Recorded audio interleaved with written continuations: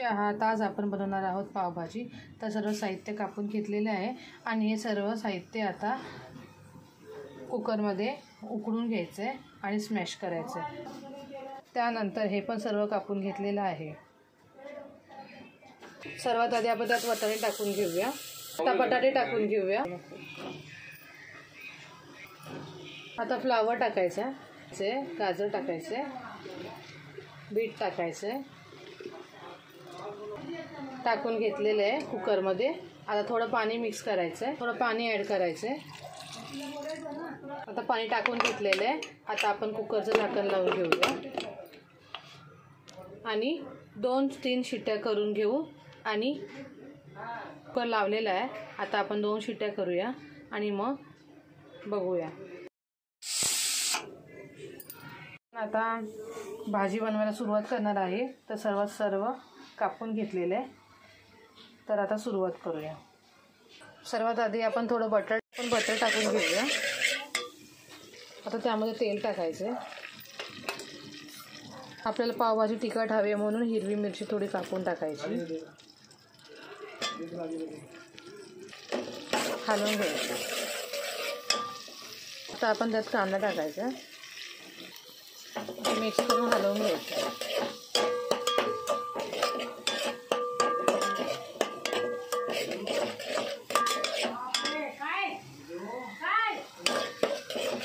कांदा भाजून घ्यायचा आहे, हलवत राहायचं। कुकर खोलून घेऊया। खोलून घेतलाय। तर सर्व भाज्या आता शिजून घेतलेल्या आहेत। आता आपण सर्व भाज्या स्मॅश करून घेऊया। पोळीच्या साहित्याने स्मॅश करून घेतोय।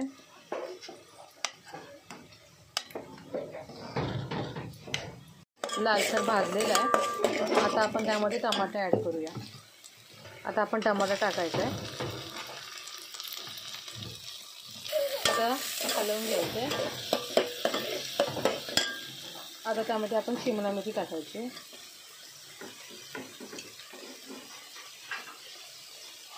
ते पण हलवून घ्यायचं। सर्व एकत्र करून मिक्स करत राहायचं।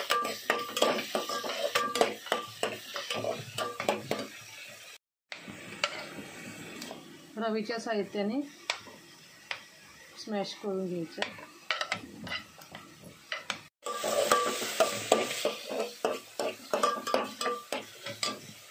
हे सर्व एकत्र करून झालं। थोडं त्यामध्ये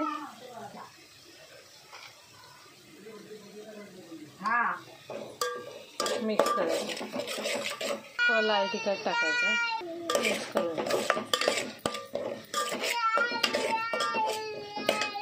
थोडी मिरची पावडर,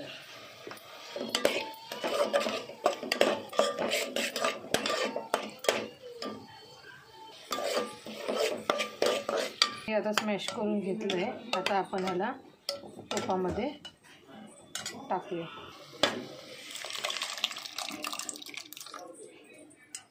आता मिक्स करायचं।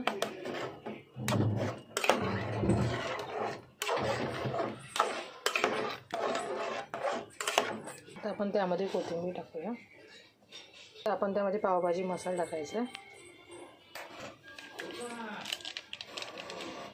तर सर्व मिक्स करून घ्यायचं।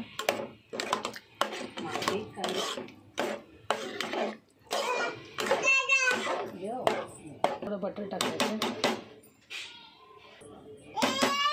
बटर टाकलं म्हणजे टेस्ट छान येते। सगळं मिक्स करायचं। बघ किती छान दिसते, मस्त खायला या।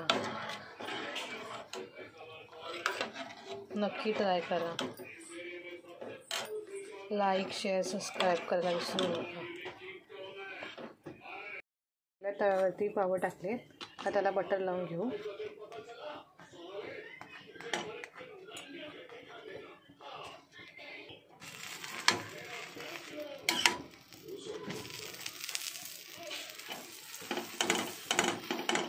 तव आपले गरम झाले।